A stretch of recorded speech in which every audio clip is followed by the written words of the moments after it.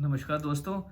आइए जानते हैं कि पैराफिमोसिस होने पर घर पे उसका ट्रीटमेंट कैसे करें इमरजेंसी में। कई बार आप हॉस्पिटल से दूर होते हैं या मेडिकल फैसिलिटी से दूर होते हैं, तो पैराफिमोसिस का ट्रीटमेंट घर पे कैसे करें।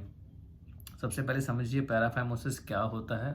पैराफिमोसिस मतलब अगर आगे की लिंग की चमड़ी टाइट है, फाइमोसिस है, आपने पीछे कर दी और वो वहीं पे छोड़ दी, तो कई बार क्या होता है वो चमड़ी टाइट होती है, वो आसपास जो है लिंग का जो हेड है उसके आसपास एक फंदा सा बना देती है। और जब वो टाइट हो जाता है तो आगे का जो लिंग का जो हेड है, जिसको ग्लैंस कहा जाता है, उसमें सूजन आनी शुरू हो जाती है और वो उसमें पेन होती है और सूजन आ जाती है।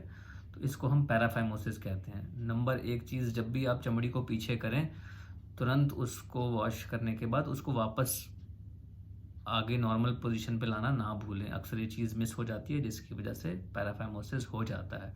कई बार ये सेक्सुअल एक्टिविटी के बाद होती है और कई बार ये एल्डरली लोगों में कैथेटर डला हुआ है, कैथेटराइजेशन किया किसी ने और चमड़ी पीछे छोड़ दी, तो उसकी वजह से ऐसा होता है। तो जब भी आप नोटिस करें कि ये चमड़ी पीछे रह गई है लेकिन अब उसके अंदर सूजन आ चुकी है, तो उसको हम कैसे वापस करें। सबसे पहले तो उसके ऊपर हम आइस पैक लगाएं अगर 5-10 मिनट के लिए, तो उससे कभी कभी सूजन कम हो जाती है और वो चमड़ी को आगे लाना थोड़ा इजी हो जाता है। दूसरा तरीका है कि अगर आपके पास ग्लिसरीन है या फिर मैनेटॉल है। मैनेटॉल और ये ग्लिसरीन जो हैं एक प्रकार के केमिकल्स हैं, लिक्विड्स हैं, जिससे कि सूजन कम करने में मदद मिलती है। वो जो है चमड़ी में जो एक्स्ट्रा पानी जमा हुआ है उसको अपने अंदर सोख लेते हैं। अगर ये दोनों चीज़ें भी अवेलेबल नहीं हैं तो चीनी भी यूज़ कर सकते हैं। चीनी जो है एक हाइग्रोस्कोपिक एजेंट है। वो क्या करता है कि उसके वो जो है लिक्विड, एक्सेसिव लिक्विड को अपने अंदर सोख लेगा, उससे सूजन कम हो सकती है। तो ये चीज़ें जो हैं यूज़ कर सकते हैं। अगर इन चीज़ों से भी अगर रिलीफ नहीं आ रहा है तो आपको अपना यूरोलॉजिस्ट के पास जाना पड़ेगा। वो इसको मैनुअली रिड्यूस कर सकते हैं या फिर जो है दूसरे तरीकों से रिड्यूस कर सकते हैं। कई बार उसके अंदर नीडल से पंक्चर करके लिक्विड निकालना पड़ता है, उससे भी रिड्यूस कर सकते हैं।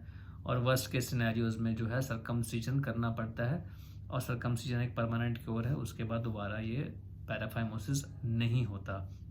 लेकिन अगर इमरजेंसी में ये कई बार आप हेल्थ केयर फैसिलिटी नहीं पहुंच सकते हैं, तो ये एक इमरजेंसी प्रोसीजर्स हैं जो आप घर पे ट्राई कर सकते हैं। और अगर उससे फ़ायदा नहीं होता है तो जब भी नेक्स्ट पॉसिबल हो आप डॉक्टर के पास विज़िट करें और इस चीज़ को क्योर करवाएं।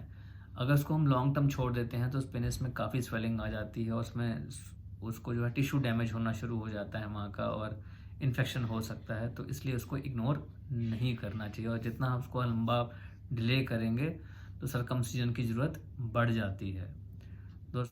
दोस्तों, मैं doctor Aman Gupta, urologist and sexologist, Fortis hospital, Vasant Kunj.